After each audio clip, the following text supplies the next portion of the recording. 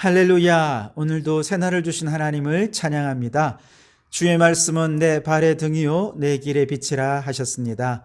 오늘도 그 말씀의 인도함을 받아서 선한 길로 복된 길로 나아가는 여러분의 삶이 되시기를 바랍니다. 이 시간 우리에게 주시는 하나님의 말씀은 요한계시록 9장 13절에서 21절까지 말씀입니다. 봉독합니다. 여섯째 천사가 나팔을 불매 내가 들으니 하나님 앞 금 제단 네 뿔에서 한 음성이 나서 나팔 가진 여섯째 천사에게 말하기를 큰 강 유브라데에 결박한 네 천사를 놓아주라 하매 네 천사가 놓였으니 그들은 그 년 월 일시에 이르러 사람 3분의 1을 죽이기로 준비된 자들이더라. 마병대의 수는 2만만이니 내가 그들의 수를 들었노라. 이 같은 환상 가운데 그 말들과 그 위에 탄 자들을 보니 불빛과 자줏빛과 유황빛 호심경이 있고 또 말들의 머리는 사자머리 같고 그 입에서는 불과 연기와 유황이 나오더라. 이 세 재앙 곧 자기들의 입에서 나오는 불과 연기와 유황으로 말미암아 사람 3분의 1이 죽임을 당하니라. 이 말들의 힘은 입과 꼬리에 있으니 꼬리는 뱀 같고 또 꼬리에 머리가 있어 이것으로 해하더라. 이 재앙에 죽지 않고 남은 사람들은 손으로 행한 일을 회개하지 아니하고 오히려 여러 귀신과 또는 보거나 듣거나 다니거나 하지 못하는 금, 은, 동과 목속의 우상에게 절하고 또 그 살인과 복술과 음행과 도둑질을 회개하지 아니하더라. 아멘. 오늘도 이 말씀을 통해 우리에게 주신 하나님의 음성을 듣게 되길 바랍니다. 오늘 본문은 이제 6번째 나팔이 울리고 이어지는 재앙에 관한 이야기인데요. 6번째 나팔이 울릴 때 어떤 일이 벌어지냐? 제단에 있는 뿔에서 음성이 들려옵니다. 뭐라고 얘기하냐면 6째 나팔을 분 천사에게 유브라데에 결박한 네 천사를 놓아주어라 라고 명령하죠. 그리고 그 명령대로 네 천사가 풀려나게 됩니다. 자, 여기서 나팔을 분 천사에게 명령한 제단의 뿔, 이것은 하나님의 힘, 하나님의 능력, 하나님의 구원, 이것을 의미하는데요. 우선 열왕기상 1장에 보면 다윗이 노년에 솔로몬에게 왕위를 물려주려 했지만 그 전에 아도니아가 스스로 세력을 구합해서 자기가 왕이다라고 선언해버리죠. 그러자 뒤늦게 솔로몬이 다윗 왕의 제가를 받아서 왕위에 오르게 됩니다. 왕의 제가를 받은 솔로몬이 진짜 왕이죠. 그렇게 되니 아도니아는 이제 반역자로 처형에 당할 위기에 처해 있는 것이죠. 이때 아도니아가 제단으로 달려가서 제단의 뿔을 잡고 살려달라고 애원을 하고 그래서 그를 죽이지 못하게 되는 그런 이야기를 아마 여러분 이미 아실 줄 압니다. 이때 제단의 뿔은 무엇입니까? 죽을 수밖에 없는 자가 하나님의 구원의 뿔을 붙잡으면 구원해 주신다는 것이죠. 제단의 뿔은 그를 구원할 능력이 있다는 것입니다. 뿐만 아니라 이 제단은 성도들의 기도가 바쳐지는 곳이고 그래서 제단의 뿔이라고 하면 성도들의 기도를 들으시고 응답하시는 하나님의 전능하신 능력, 이것을 의미하는 것이기도 합니다. 그런데 그 제단 뿔에서 지금 음성이 났습니다. 뭐라고 얘기하냐면 14절 하반절에 큰 강 유브라데에 결박한 네 천사를 놓아주어라 그랬습니다. 자, 여기 네 천사는 하나님의 천군 천사는 아니고요. 하나님 명령을 받아서 세상에 재앙을 가지고 올 자들입니다. 15절에 보면 네 천사가 놓였으니 그들은 그 년월 일시에 이르러 사람 3분의 1을 죽이기로 준비된 자들이더라 그랬습니다. 자, 이들은 사람 3분의 1을 죽이기 위해 준비된 자, 이 땅에 재앙을 준비한 자들이라는 것이죠. 그런데 왜 제단뿔에서 이렇게 끔찍한 살인 재앙을 행할 자들을 풀어주라 그렇게 명령하셨던 것일까? 그것은 앞서서 어린 양 예수님께서 인을 떼실 때 5째 재앙에 보면 순교자들이 제단 앞에서 기도했던 것과 연관이 있습니다. 즉 순교자들의 기도가 하나님께 상달되고 이 기도의 응답으로 이 재앙이 나타난 것을 말해주는 것이죠. 여기서 우리는 다시 한 번 더 성도들의 기도는 하나님께서 반드시 들으시고 응답하신다 하는 것을 깊이 생각할 필요가 있습니다. 여러분, 지난 1일부터 지금 다니엘 기도회가 계속 이어지고 있습니다. 첫째 날 강사이신 오륜교회 김은호 목사님 말씀이 바로 기도 응답에 도전하라 라고 하는 기도에 대한 주제로 말씀을 하셨어요. 우상의 제사장들과 영적 전쟁에서 승리한 이후 엘리야가 갈멜산 꼭대기에 올라가서 하나님 앞에 간절히 기도했을 때 3년 6개월 동안 비가 오지 않던 유대 땅에 하나님께서 드디어 엘리야의 기도에 응답하셔서 비를 내린 바로 이 말씀에 관해 말씀을 전하시면서 우리 많은 성도들에게 도전하셨는데요. 사실 저도 그 말씀을 들으면서 저 자신의 기도 생활에 대해 돌아보게 되더라고요.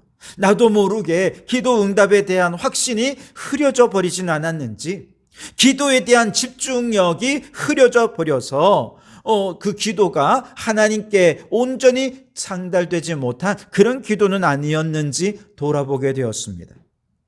기도가 응답되었을 때를 믿음의 눈으로 바라보면서 그것을 실상으로 여기며 기도하지 못했던 저의 기도, 7번씩 기도 응답을 확인하면서 하나님의 온전함에 이르도록 끝까지 기도하지 못했던 믿음 없던 기도자였던 저를 돌아보면서 하나님 앞에 회개하며 기도했었습니다.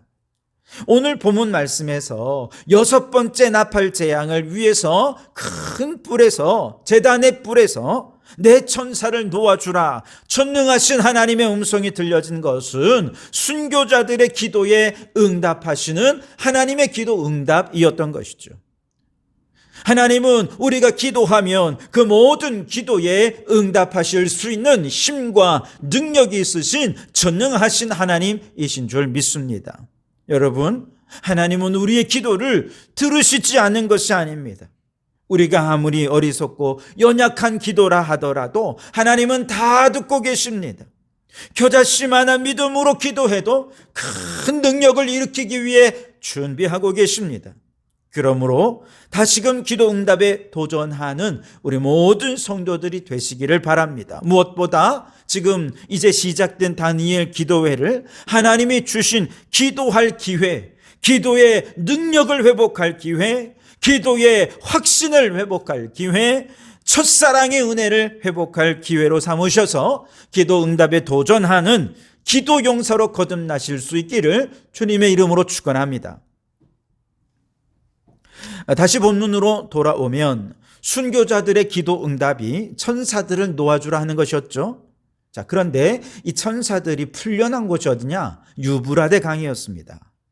왜 하필이면 이 천사들을 유브라데에서 놓아주어라 그렇게 말씀하셨을까요? 이스라엘의 입장에서 유브라데 강 동쪽에 있는 사람들은 역사적으로 아수르 제국, 바벨론 제국, 페르시아 제국 이런 나라들이죠. 거대 제국들이 주로 많았습니다. 그리고 이 나라들이 유브라데를 넘어와서 이스라엘까지 와서 이스라엘을 침공해 오는 역사적인 일들이 굉장히 많이 있었죠. 그래서 유브라데를 건넌다라고 하는 이야기, 유브라데에서 이들을 풀어주어라라고 하는 이야기는 그동안 결박 당해서 이스라엘을 공격하지 못했던 이들이 이제는 유브라데를 넘어서 하나님의 허락하에서 이들이 이제 유브라데에서 풀려나면서 강을 건너 이스라엘을 침공하고 하나님의 재앙을 내리도록 하나님의 심판을 실천하기 위해 그들에게 이제 오게 될 것이다 라고 하는 의미가 그 속에 담겨져 있는 것이죠. 그런데 이 네 천사들이 풀려난 다음에 그들만 오는 것이 아니라 마병대를, 수도 없이 많은 마병대를 끌고 오는데요. 16절에 보니까 마병대의 수는 2만만이니 내가 그들의 수를 들었노라 그랬습니다. 여기 2만만이라고 하는 곳에 나나주를 보면 2억이니라고 기록되어 있죠. 2억이라는 뜻이라는 거예요. 그런데 굳이 2억 명이다 이렇게 번역하지 않은 이유는 구약에서 만만이다, 천천이다 라고 얘기할 때 이것은 뭉뚱그려서 셀 수 없이 많은 수다 이런 의미가 담겨져 있는 것입니다. 예를 들어 우리가 잘 아는 것처럼 전쟁에서 승리하고 돌아오는 다윗을 향해 여인들이 그를 환영하며 뭐라고 노래 불렀습니까? 사울은 천천히요, 다윗은 만만이라 그렇게 노래하지 않습니까? 사울 왕이 바로 열등감이 분노와 끓어오르게 되는 결정적인 계기가 바로 여기 있었는데요. 이때 그들이 말한 천천만만은 단순히 1000번의 승리, 10,000번의 승리 이런 것이 아니고요. 사울도 참 많은 승리를 거두었지만 다윗은 사울보다 훨씬 더 많은 셀 수 없는 승리를 거둔 장수다. 이런 뜻이 담겨져 있는 것이죠. 이처럼 내 천사가 수많은 마병대를 이끌고 오는데 이들의 모습을 자세히 들여다보니 이렇습니다. 16절에서 19절까지 말씀을 읽어보겠습니다. 마병대의 수는 20,000만이니 내가 그들의 수를 들었노라. 이 같은 환상 가운데 그 말들과 그 위에 탄 자들을 보니 불빛과 자줏빛과 유황빛 호심경이 있고 또 말들의 머리는 사자머리 같고 그 입에서는 불과 연기와 유황이 나오더라. 이 세 재앙 곧 자기들의 입에서 나오는 불과 연기와 유황으로 말미암아 사람 3분의 1이 죽임을 당하니라. 이 말들의 힘은 입과 꼬리에 있으니 꼬리는 뱀 같고 또 꼬리에 머리가 있어 이것으로 해하더라 그랬습니다. 자, 마병대의 그 탄자들의 입에서 뭐가 나옵니까? 불과 연기와 유황이 나옵니다. 그랬더니 이 불이 나올 때 이 호심경에 불빛이 비치게 되고 연기가 나올 때 자줏빛이 비치게 되고 유황이 나오니 유황빛이 호심경에서 발해지더라는 것이죠. 그런데 그들의 입과 호심경에서 빛나는 이 세 빛은 유황과 연기와 불, 이것은 하나님의 심판의 표시입니다. 여러분 아시듯이 옛날 소돔과 고모라가 멸망할 때 어떻게 멸망했습니까? 하늘에서 불과 유황이 떨어지고 연기가 났다, 그렇게 말씀하지 않습니까? 다시 말해서 불과 연기와 유황은 하나님의 심판의 표징이라는 것이죠. 이 마병대는 하나님의 심판을 집행할 자들이다 라는 뜻이죠. 그러나 이들이 심판을 집행하긴 하지만 그들의 권한은 역시 사람 3분의 1을 죽이는 데까지만 해당됩니다. 중요한 것은 이 마병대의 힘인데요. 이 힘이 어디에서 나오느냐? 입과 꼬리에 있다 그랬습니다. 입은 말의 힘이죠. 요한복음 8장 44절에 마귀는 거짓의 아비요 날 때부터 거짓말쟁이다 그러지 않았습니까? 요한계시록 12장 말씀에 보면 마귀 곧 옛뱀은 끊임없이 형제를 참소하는 자들이다 그렇게 말씀하시지요. 즉 그 입의 권세로 거짓을 말하고 그 거짓을 통해 형제들을 미혹하고 끊임없이 믿음의 사람들을 참소해서 비난과 정죄로 그 말 한마디가 사람들의 심령에 비수같이 날아와 꽂혀서 상처를 주고 아픔을 주고 그래서 그들의 신앙생활을 낙심하게 만들고 결국 그 거짓으로 인해서 사람들의 믿음에서 떨어져 나가게 만드는 것, 이것이 마귀가 하는 일들이라는 것이죠. 뿐만 아닙니다. 그들의 꼬리에도 권세가 있다 그랬습니다.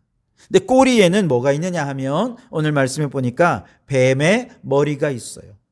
그리고 그 뱀의 머리가 사람들을 해한다 그랬습니다.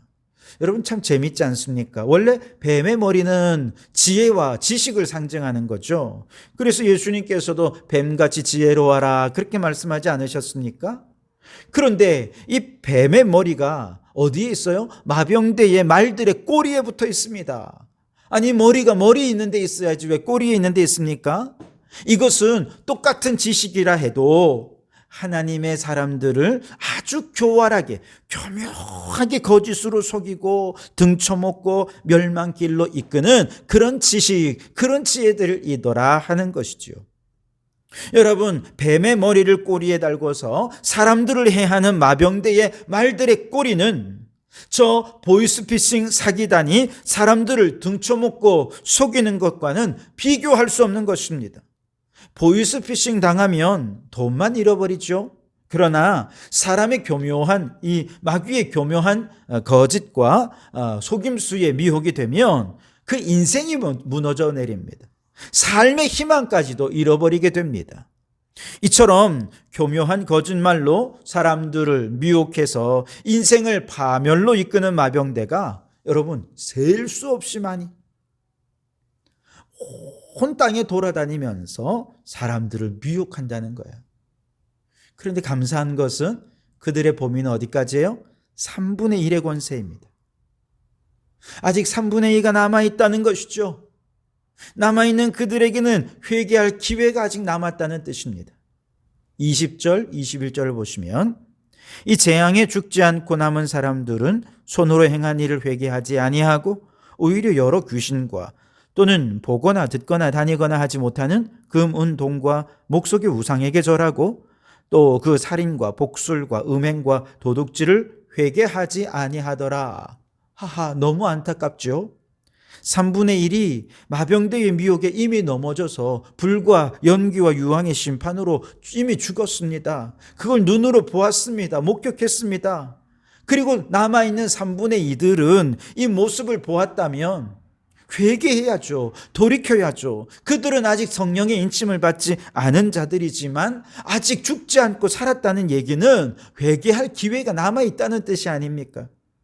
그런데 안타깝게도 이들은 회개할 생각은 하지 않고 오히려 우상 숭배와 온갖 죄악을 자행하고 있더라는 것이죠. 첫 번째 인의 재앙에서 4분의 1이 죽고 4분의 3이 살아남았지만 여전히 회개하지 않는 사람이 회개한 사람보다 더 많고 회개하지 않는 사람들 중에 다시 두 번째 재앙, 나팔 재앙을 통해서 3분의 1이 죽고 3분의 2가 남았는데 이들은 아직 정신을 못 차리는 거예요. 재앙이 더해지면 더해질수록 남은 사람들의 마음은 더 완악해질 것이라는 것이죠. 그래서 마지막 대접 재앙이 나타날 수밖에 없는 것이죠. 여러분, 죄를 죄로 깨닫고 회개하는 것, 이것이 얼마나 은혜로운지 모릅니다. 인생이 힘들고 고난이 겹칠 때 그때야말로 우리가 죄를 깨닫고 회개하도록 하나님께서 우리에게 주신 기회라는 것을 믿으시기 바랍니다. 마음을 완악하게 하지 마시고 부드러운 마음으로 주님을 향해 마음의 문을 활짝 열어서 주님을 영접하시기 바랍니다. 내 생각, 내 의지로 가득 채워져 있으면 마음 문 밖에서 문을 두드리시는 주님의 소리가 들리지 않아요. 그러나 내 것을 내려놓고 내면의 소리에 귀 기울이면 주님이 지금 이 고난을 통해 우리의 마음 문을 두드리고 계신다는 것을 알 수 있게 됩니다. 인생의 어려움이 거세지고 고난이 깊어질수록 그러니 우리는 내면에 말씀하시는 주님의 음성에 조용히 귀 기울일 수 있어야 돼요. 그리고 부드럽고 겸손한 마음으로 주님을 영접해야 하는 것입니다. 여러분, 바라기는 하나님께서 주신 회개의 기회를 놓치지 말고 우리 모두가 다 성령의 인치심을 받아서 그 누구도 한 사람도 빠짐없이 구원의 자리에서 제외되시는 분 없이 다 주님 앞에 함께 나아갈 수 있게 되기를 간절한 마음으로 소망합니다. 기도하겠습니다. 하나님, 지금도 우리의 기도를 들으심을 다시 한번 확신시켜 주시니 감사합니다. 기도에 낙심하고 기도에 잠자고 있던 영혼들 일깨워 더욱 기도에 힘쓰며 기도 응답에 도전하는 저희들이 되게 하옵소서. 주님의 허락하에 심판을 집행하는 마병대는 입과 꼬리의 권세를 가지고 교묘한 거짓으로 성도들을 미혹할 것입니다. 주님, 분별할 수 있는 능력을 더하여 주옵소서. 미혹되지 않고 남은 자들이 아직 3분의 2가 있지만 마음의 완악함으로 회개하지 않는 자들이 더 많을 거라 하셨습니다. 바라기는 우리 중 그 누구도 구원에서 제외되지 않도록 마음을 부드럽게 해주시고 주님 앞에 회개하여 성령으로 인침받아 천국 백성 되게 해 주시옵소서. 예수님 이름으로 기도하옵나이다. 아멘.